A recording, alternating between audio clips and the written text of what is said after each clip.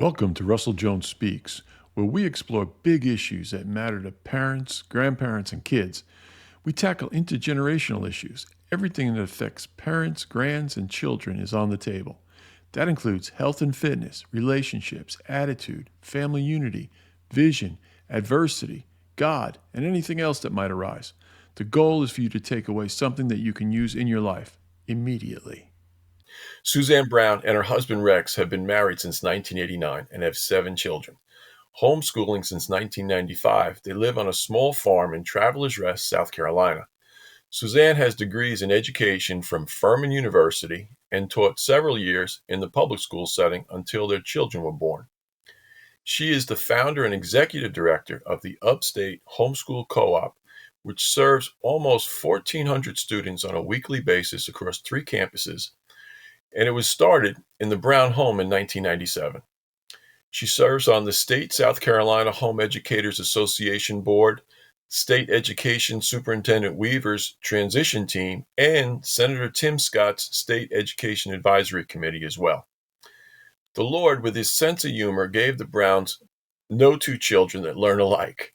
Her passions include working with developing young leaders, helping families make educational choices work effectively for their children, and being outside on her farm or in the woods. So, welcome, Suzanne. Thank you. I'm glad to be here.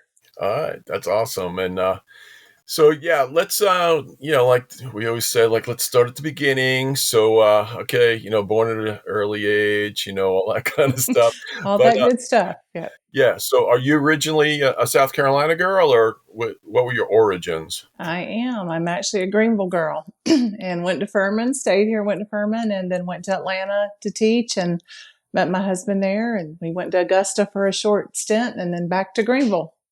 Oh, wow. Okay. So, yeah, you are truly a local girl. Now, yes. There was, so the early years I'm talking about too, we talked about 7 kids. Now, are all of those kids yours?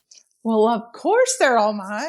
I mean, did you birth all of those kids? I'm sorry. I birthed 6 of those children, and one came to us when he was 15, a little bit later. And so he's now 32 and just had his first child, married and had his first child. So pretty exciting journey.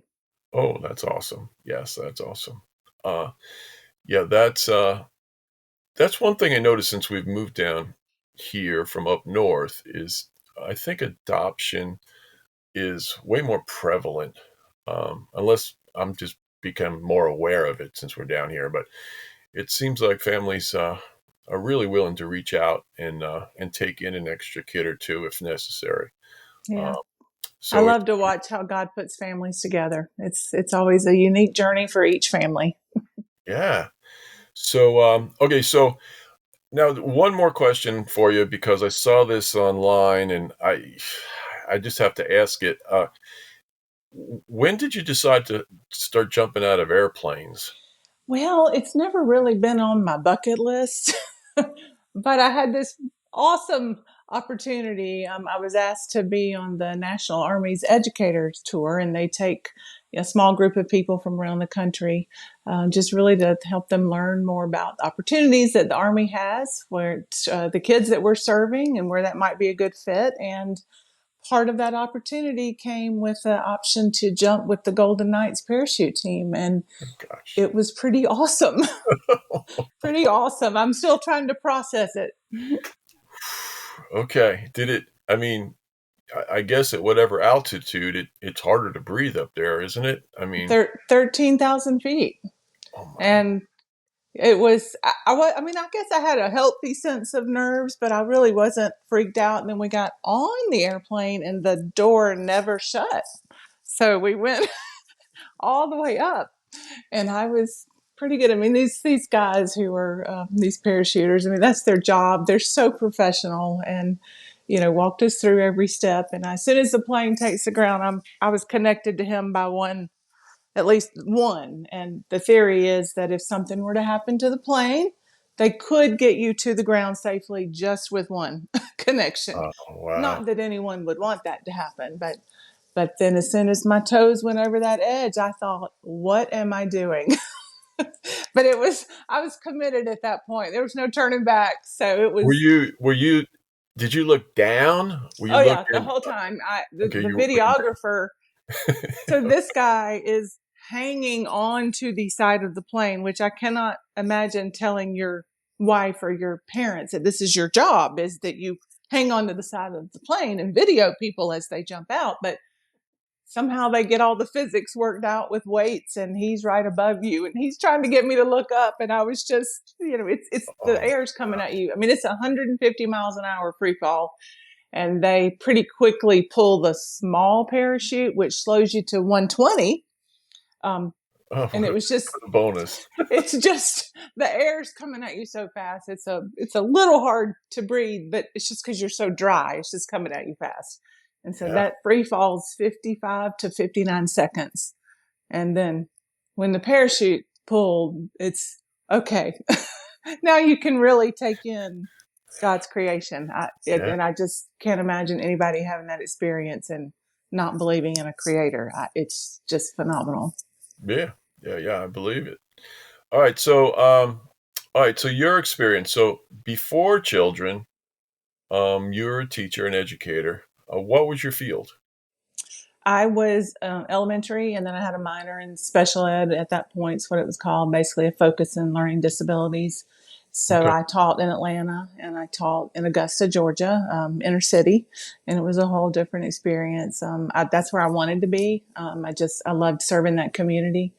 And then when I had my first child into year 3, I thought, this is, I just want to be home with her. So I have one girl and then 6 boys. And I had a dear friend who kept her for the rest of that school year. And I was pregnant again by the end of the year. And I never looked back. Never looked back. And no, Oh gosh. The no.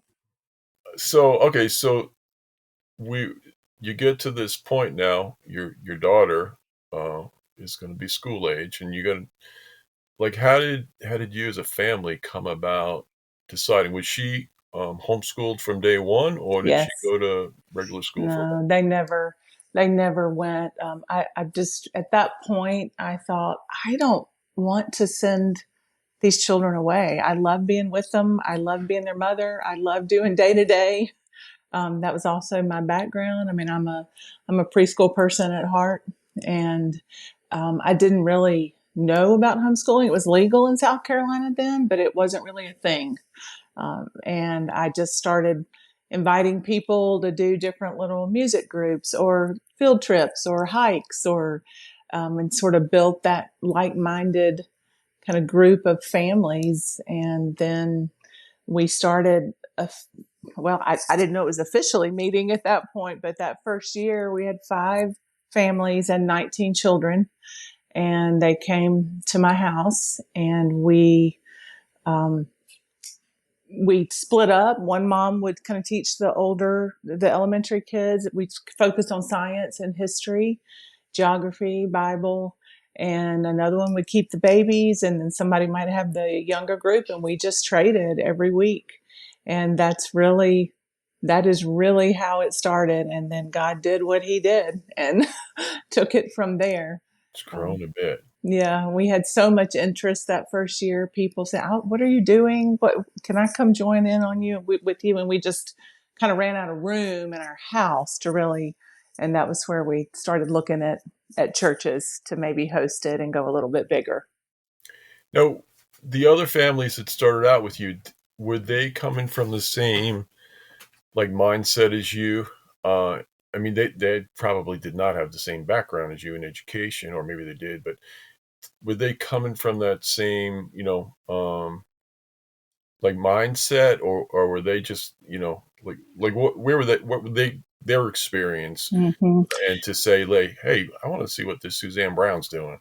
No, it really wasn't that. They were just my friends and who really were like minded. One did have an education background, and the others were just two were neighbors at that point. And before we lived in a little neighborhood in Taylor's before we moved out of the country. And they were like minded, staying home, wanted to be with their kids, and were interested in taking this on and seeing where it went. So they stayed in. They all stayed in. Then eventually one did choose, a different type of education. Yeah, we did homeschooling for a bit, but it was kind of, after public school, after Christian school, and it was kind of starting out as a thing. We were just concerned about what was going on in regular school, um, and the lack of input for parents. In fact, I was thinking about it this morning. Um, when you talk about family and keeping close with the kids, especially during those developmental years, I remember our oldest daughter going to a local elementary school, which had a allegedly great reputation and everything. And we found out that, they wanted parental involvement, but they only wanted parental involvement to, for bake sales and things like that. They didn't really want Mm-hmm. input as to, what was being taught. And there was a thing back then. This was like 1990. I was trying to figure out. It was around 1990, and they were doing like a meditative thing for kindergartners and first graders, called Pumsy the Dragon. And Pumsy was your best friend who you could confide everything into. And I remember like the early days, there was a couple other families, and we talked about how, why wouldn't you be confiding in your mom and dad, Mm-hmm. or your grandparents or whatever? And it seems like a lot of times education is takes away from family more than uh, you know edifies and builds up family. Anything like Yes. that in your experience, why people are coming to homeschooling? I definitely think that's the truth in education these days. And I have such dear friends who are public education teachers, and they have such a hard job, and they are definitely in the trenches. But the system, there's definitely an agenda, and I think COVID really pulled that veil back for parents, and they saw it. And in my opinion, if one good thing has come out of that, it's that parents have seen you really do have a voice in this, and you better use it, Hmm. because it is very quickly being taken away from you.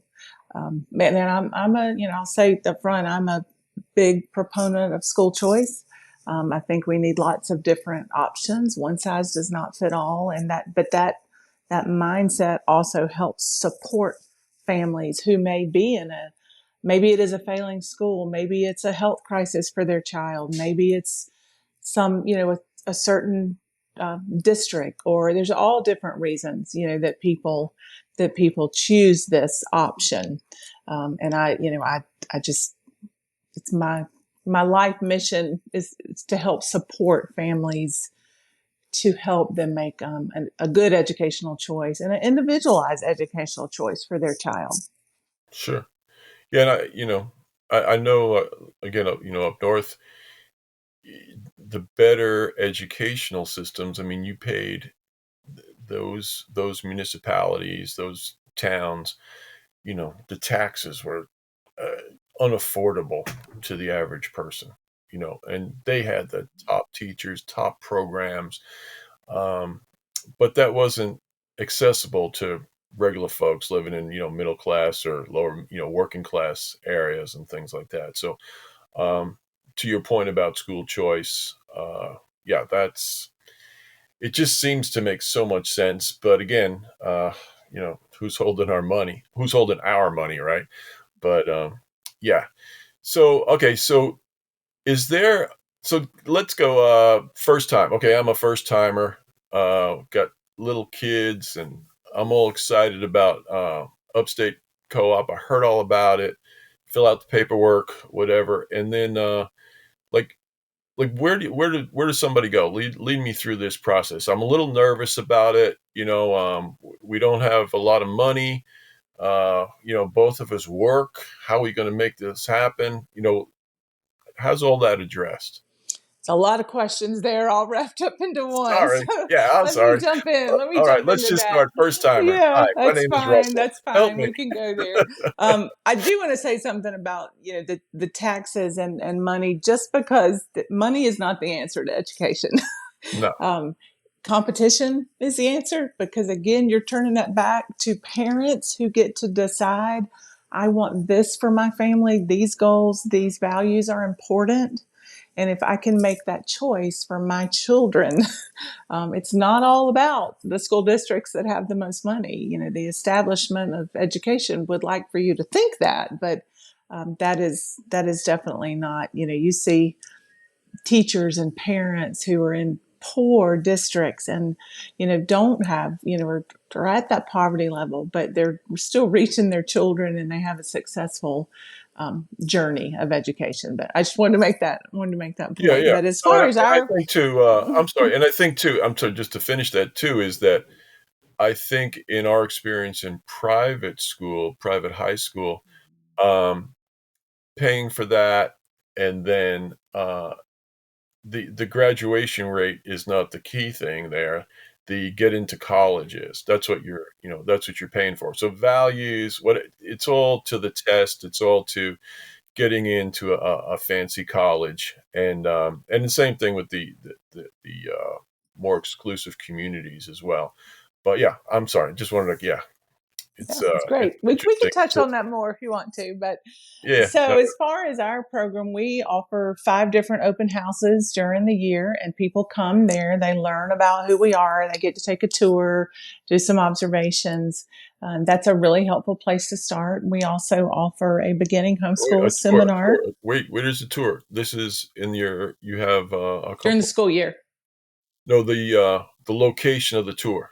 Yes, it's on one of our 3 campuses. Well, we actually do them on all 3 of our campuses, 2 in Greenville and 1 in Spartanburg.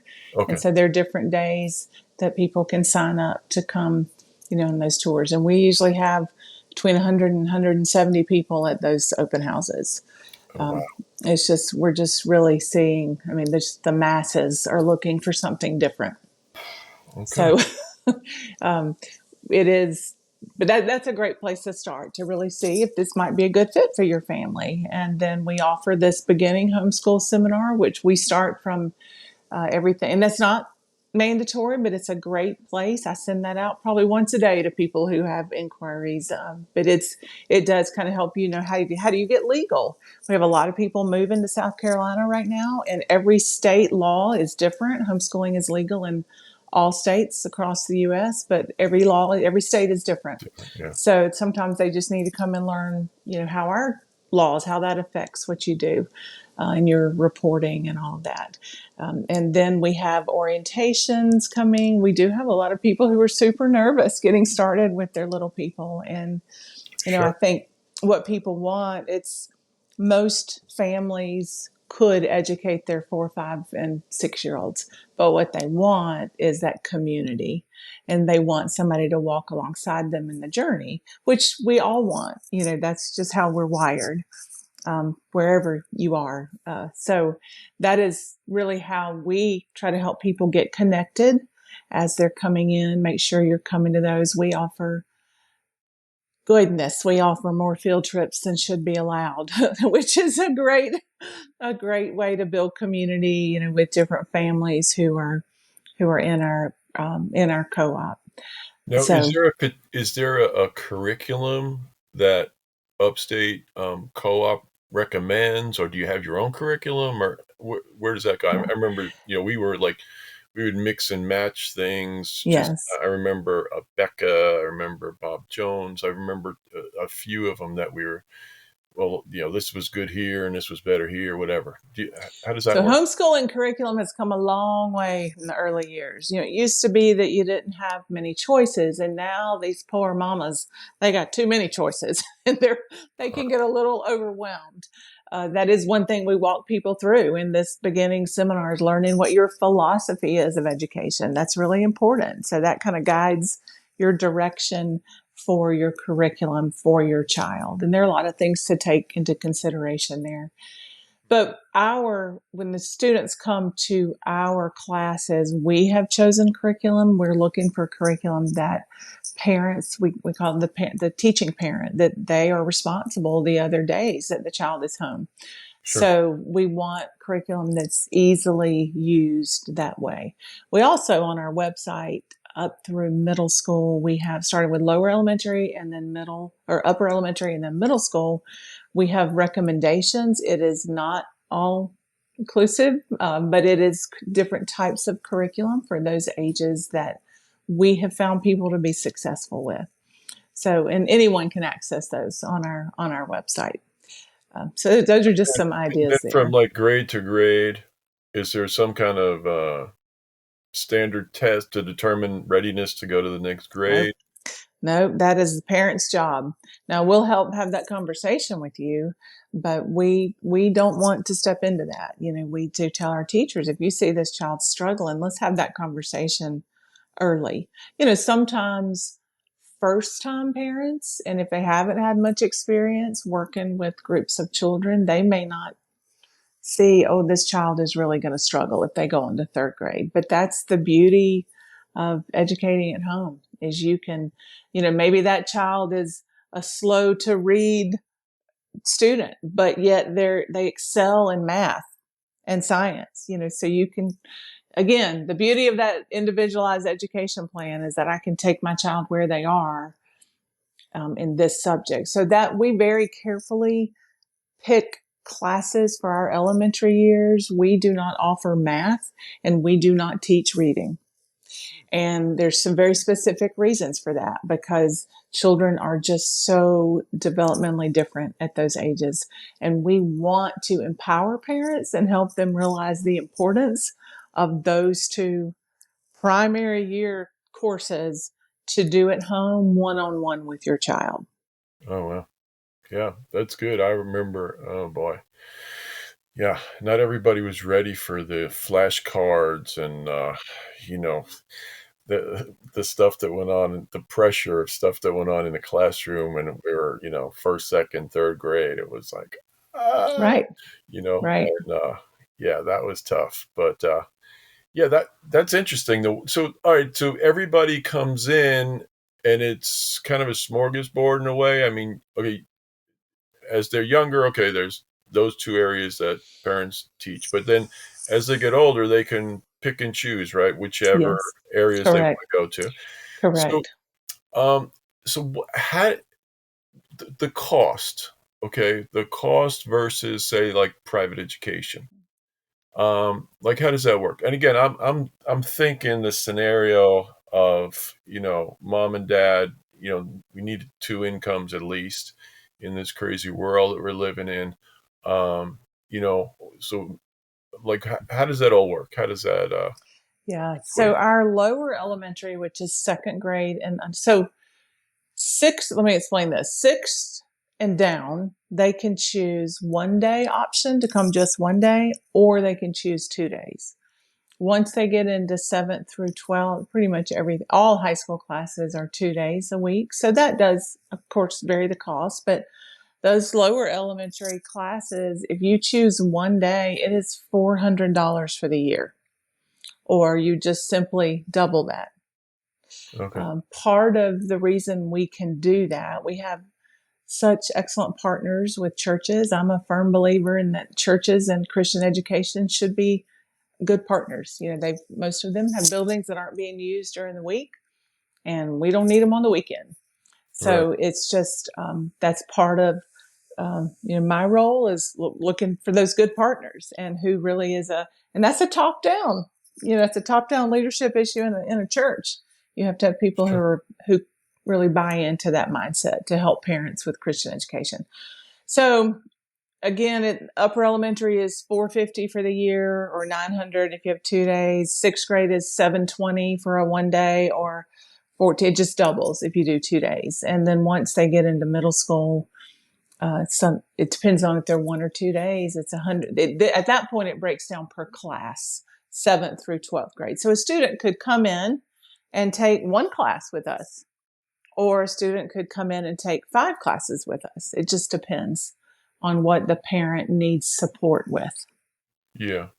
All right. So, okay, I always have to ask this because my public school educator friends, and to your point, there are some really awesome teachers in public Yes, there are. education. Yes, there are. They have a Oh, hard job. goodness, they have a really hard job. Yeah, they do. So every once in a while, they'll throw that whole, but what about socialization? And I'm sure you've heard that before. Yeah. So how Oh, do you yes. address that? I'm first timer. I'm worried that my kid's going to be socialized, And what do you say to that? Yeah, such an interesting question. So I think our mindset was we wanted our children to be socialized with a variety of generational people ages. We didn't want them just to be socialized with 4th graders or 2nd graders who are their thinking is going to be in this box. But when you broaden their world and they're hanging out with, they're learning how to care for the baby, that's learning how to walk at their house, or they're at their grandparents and they get to see them during the day, or they're building relationships as siblings. When you go to send your kids off for 7 hours a day, they're not really growing up together. They're coming home and they're tired. And again, I want to say, I know this is not for everybody, but there's so much that's happening with that socialization where they're not just in a class with same aged peers. And it is a beautiful thing to watch. In our program, we have our high schoolers come in, they work with the elementary kids, or they're doing our high school student government is helping put on events for the middle schoolers, or they're helping support teachers through different things that they do. All of that is, real life is like that. You and I don't hang out with people who are just our same age, thank goodness. At my age, it's hard to find people to hang out so it's just more of a snapshot of what real life looks like. Sure. That's awesome. And now I just going through your website, I see different teachers at different levels. So where do you get your teachers from? Are they parents that are in the co-op, or where do you get your teachers from? A little bit of both. So all of our teachers are either certified in a certain field, or they are experts in their field.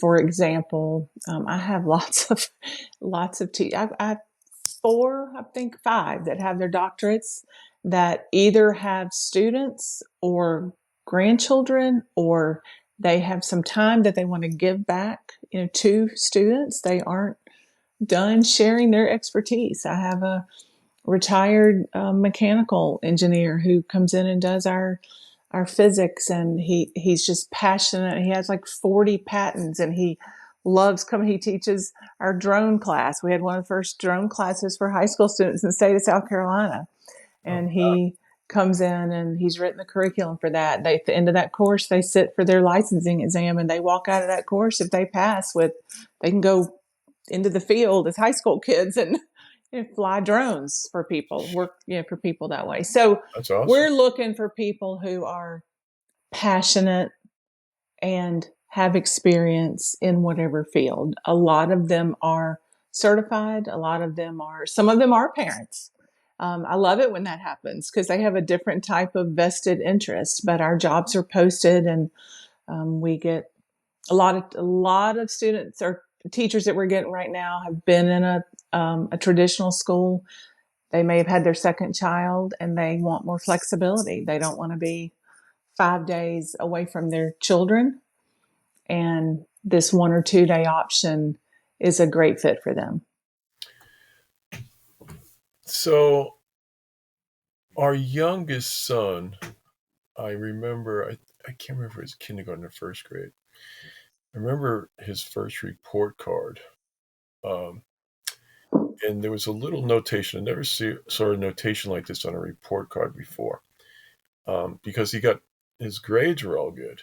but there was a little notation that your son keeps falling out of his chair. And so, I mean, we laughed about it. We still laugh about it, but that was an indicator of the energy level of this kid, and he struggled with that all through school. I mean, he figured it out eventually, but it just was not his learning style. And you had mentioned that you know all your kids had different learning styles, and so who evaluates that? Parents should be evaluating that, and we are helping them with that. I think some of them come to us like, my son or my daughter just they can't sit still and they want to be talking, they want to, be engaged, and they're having a hard time. Maybe they've been in a traditional school setting, which is really hard to manage that if you have 25 students. I think I have 6 of mine are boys, and it's not just boys, but I think that the type of things that we're asking small young children to do in classrooms, it's a tough little mix there. Now again, we have super gifted teachers in traditional programs, but we are firm. We ask our teachers to have engaging, active classrooms. I love walking by my classrooms and they're on the floor, they're spilled out into the hall. I have to walk out of my office and step over children who are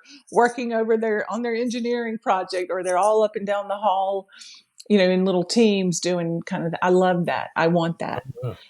So that is something we really strive to do. But, you think about a 5-day classroom for a lot of young children, and especially boys, they're just not made that way. Do they need to learn it? Yes, they do. And that's the beauty of this, is that they are learning it 1 to 2 days. They're getting that little bit of training. They're learning to answer to a different authority. They're learning how to work with peers. They're learning how to manage themselves in a classroom situation, but it's not so heavy. That's a lot of the anxiety that our kids deal with, is walking into that 5 days a week, all day. It's Oh, a yeah. lot. Yep, for sure. All right. So, um, one of the things that is near and dear to me, working with people on all different ages and everything, is uh, in health and wellness. Just traditionally physical education, it would be called. How do you address that? Is that a component of the homeschooling curriculum? Is that just up to the parents? Is there a group thing for that? How do you look at Yeah. that? Yeah, we used to actually offer more of a structured PE class, if you will. But what we found years ago is because people have this flexibility, again, they're able to pick and choose what sports programs or different activities outside where they're getting support there. And I would tell you 90+% of our students are involved in some sort of a physical education activity. We have a sister group called the Greenville Hurricanes, and they offer 20+ different sports. They compete on, all the way up through high school. And that's an excellent opportunity. I mean, even down to archery, which is, they have a fishing, they're doing swimming, besides all your traditional type sports. So there's just so many choices, and there are different groups that are doing it better than we could do it. So we found that our parents really wanted us to focus on, core type subjects Cool. that they couldn't go do. They couldn't find an outlet for somewhere else. Yeah, I think I was more concerned about the kids that, just didn't feel compelled to compete in sports. Right. I'm more concerned about that foundation of wellness and fitness, Right. for the artsy kid or the musician or, Yes. whatever, the computer geek kid. Just, that sort of foundational training. I remember this was in my research, which was actually, I was alive then, but I didn't know about it. President Kennedy in the 60s, they had the president's fitness test, right? Right. And and there was a school out in California, La Sierra High School, that was the model for that. And it wasn't, I mean, they had athletes, of course, but it wasn't about sports. It was about personal fitness. And, and they had a tremendous run for years and years until, well, I don't want to say what politics happened there, um, but I just get concerned just looking at the general health of our country, and I'm not, and public school is not answering it for sure. Just that foundational, you know, knowing how to take care of your body, sort of thing. Right. But you're Right. saying that you guys just you're leaving that up to the parents. Well, we do have a health and wellness nutrition type club for our elementary students that they can do separate than just their school day. They could come early and do that. We do offer, our we have a health and nutrition class that we offer for high school, which Okay. definitely, we have people who are super passionate about that, and that's a high school elective, science elective. We have middle school courses that are addressing, trying to help the physiology of that. And we also will help parents. I mean, if they say we want to do this PE, we have to get that credit. How do we do that with our student who, like you're talking about? So we help them put that together. It could be walking. You can there's different things you can add together to help. It could be health, it could be nutrition component. So again, helping build into that. But that really is a parental, um, I mean, that's got to be pushed down to the parents and help them understand the importance of that. Right. And the yeah, and that was my next point, was nutrition too, because you know, I've gone the full gamut on nutrition, and and looking around, and just I've just been I was blessed being a sickly kid, because my mom got involved in the, I guess back then it was the health food nut thing, because the doctors couldn't help me. And but it just, there was a nutritional awareness that, has kind of weaved its way through my whole life. And I've gotten to, I keep listening about the food pyramid and all these things that they'll throw at you in a traditional school setting. And it's, you find out, who built the food pyramid, and you realize that, there's a God provided, right? Provides for all of our needs, including nutritional needs. And I think you know, we've gotten away from the way God made it, and we're into this convenience thing and everything. It's just led to so many health problems. But I think it also affects learning, right? When Oh, you yes. and so and that's a big part of the budget today. When you really get into just eating good food, clean food, that's a big part of a family's budget today. I remember we'd shop at 5 or 6 different places to and co-ops and everything else, just to get good quality food, because Right. that, to me, that's a big component in kids being able to learn and retain things, Yes. focus. Well, if I'm having a conversation with a parent and they talk about, they can't focus or they're having trouble with this, or it's one of the things I ask them, what are they, what's in the foods they're eating? Let's talk about the additives. Let's talk about the colors. I'm not afraid to have that conversation. Um, that was a huge blessing in my life when I learned that, and it helped me along the way with one of my children, my own personal children. And I learned a lot about 20 years ago along those lines, and it's a huge component of learning and how students learn and how their brains are connecting. So we don't have an official we're not having an official class on this, but we're not afraid to step into that conversation with parents and just ask them. And I think a lot of our these young parents are very open to that, which is good. I think the veil's been pulled back on that conversation a little bit also. Yeah. And I want to ask you too about devices, as they call them. I've had the opportunity the last couple of years to go into some of the mostly public high schools in the area, and you know, I mean, I have I got a quote unquote smartphone. Maybe the phone's smart, but it doesn't necessarily mean I am. Um, but I just see like every possible moment, the devices come out, and I'm just concerned about the reliance on them, the dependence on them, the addictive nature of them. Um, like how is the internet, AI, all these things. Do you have guidelines for parents, like when do kids get their allowed to get their phones, or anything along those lines? You deal with that? Oh, of course we deal with it. We aren't telling. We might, if someone asks me personally, I'm going to share my opinion, but we don't have an official stance on that. However, Okay. phones are not allowed in our classrooms, and they're not allowed at all on the elementary level.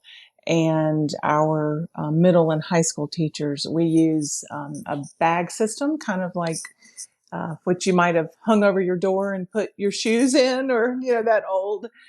They're all numbered, and when a student comes into the class, they have to put their phone. They're assigned a number, and that phone has to go in that pouch. Now, there could be teachers who were doing some sort of lesson where they made a quiz and they put it on Kahoot or something like that, and they allow the students to get those. But otherwise, we don't have devices. We do have quite a few iPads that a teacher might check out. We teach a whole Lego class, and a robotics Lego class in our 6th grade program, and they have their team of 3 is assigned an iPad, but they're creating the program for the robots. They're using it in a healthy way. But other than that, they have to put that phone in that pocket when they come in.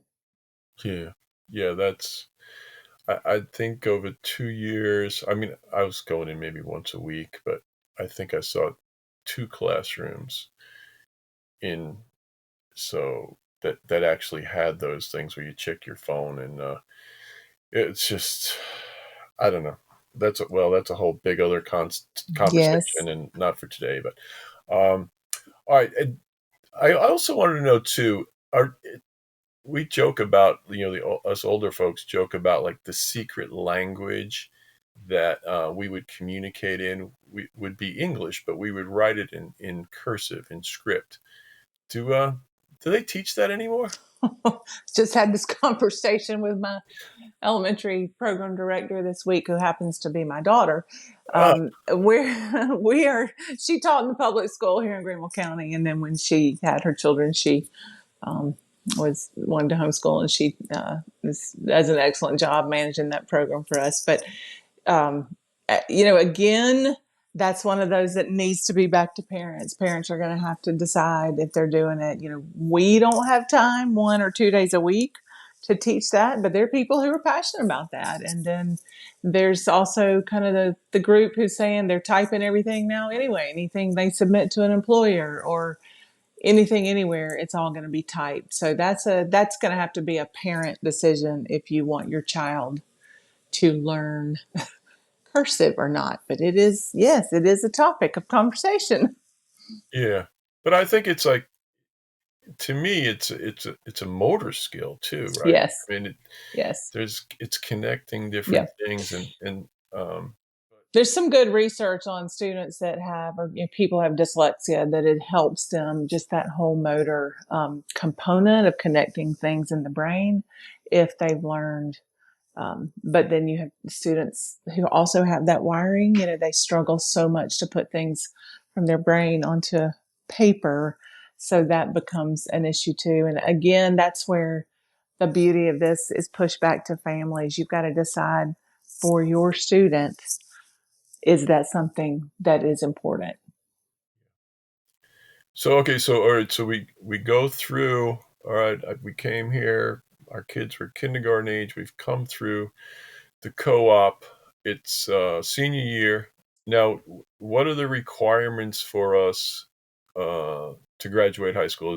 I'm guessing there's state requirements Yeah, of some there are. sort. So um, the interesting thing is, for homeschool students, do not have to follow. You don't legally have to follow the state guidelines. I want to say that up front. Okay. However, We in our co-op want to be above that. So what we recommend, and we have a seminar that if you're in our high school program, it's mandatory. And in that we talk about, you could choose if you're independently wealthy and you want to do whatever you want to do with your child, you have the freedom to do that in South Carolina. However, if you want to go to the military or go to a trade or go to a 2-year or 4-year institution, there are going to be some hoops you have to jump through.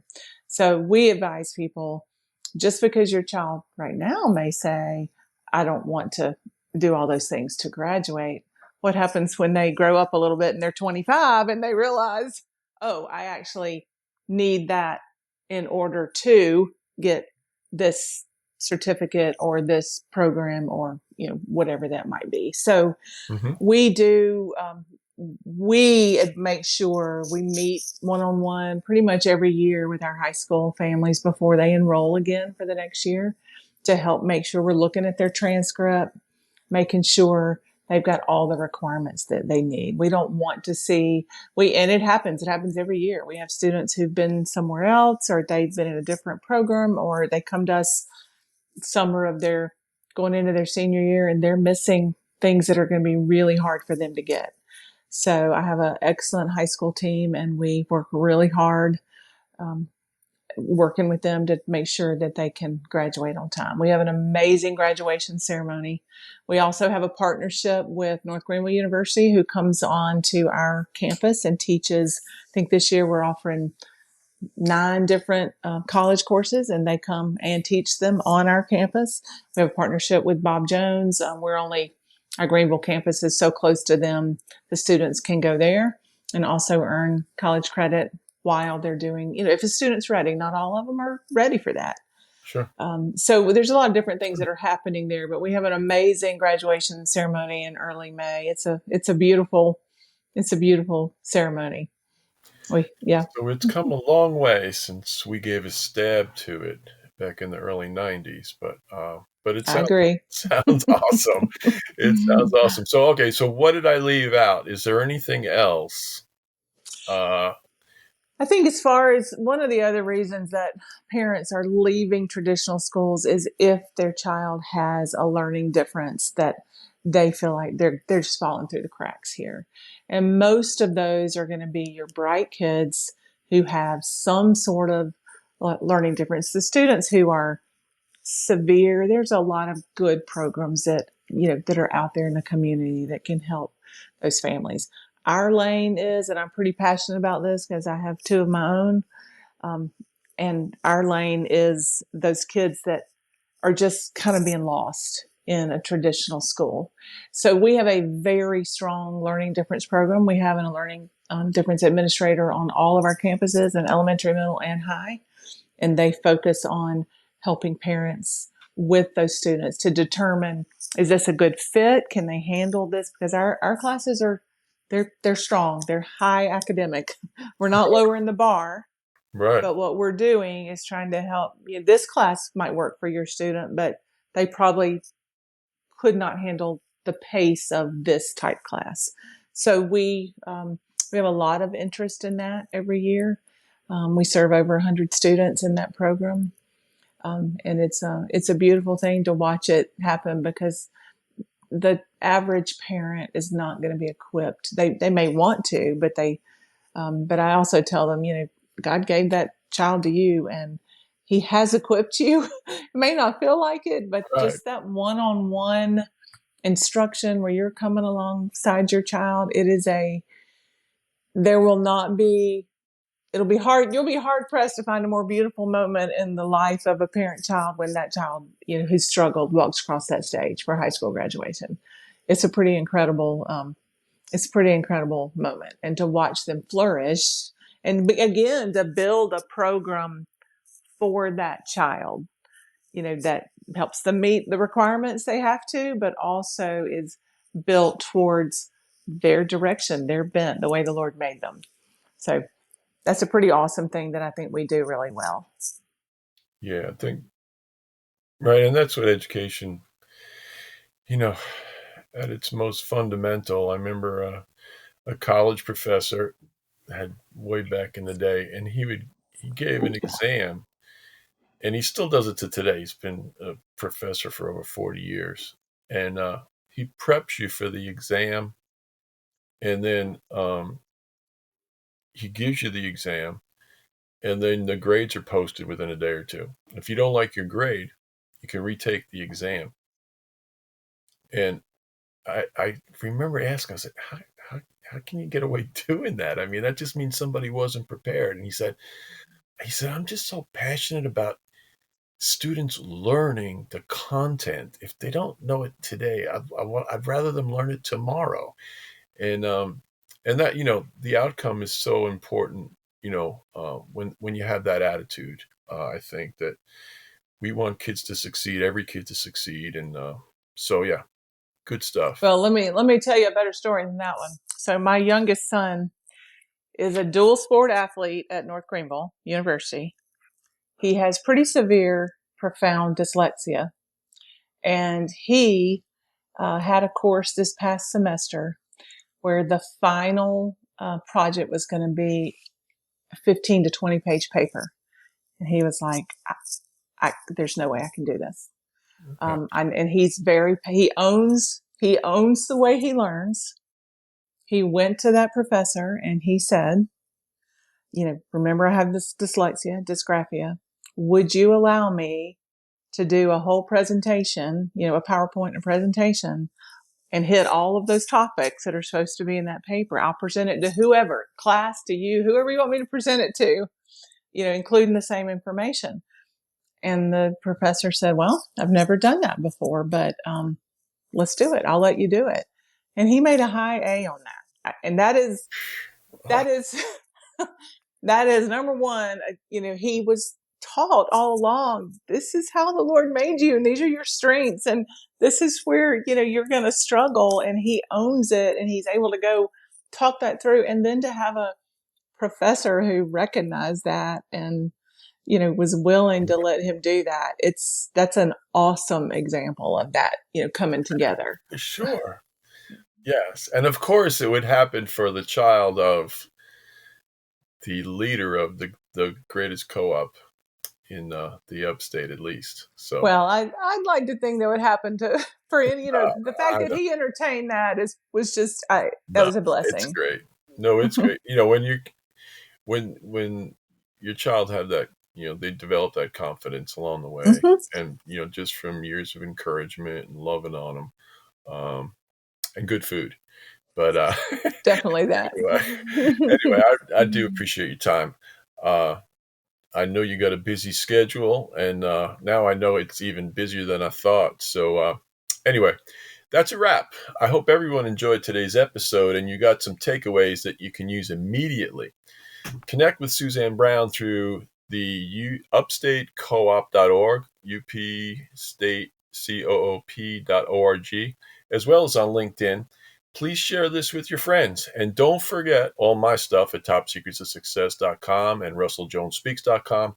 If you're a parent or grandparent or mentor to a 10 to 13-year-old, check out our 60-day transformational interactive video series, Top Secrets of Success for Kids and Parents. It's amazing. It will equip and encourage parents and kids. Yes. topsecretsofsuccess.com. Get on our email list. And in the words of the inimitable Hulk Hogan, say your prayers, take your vitamins, and you'll never go wrong. Then you can all go and make it a great day. All right. Bye for now.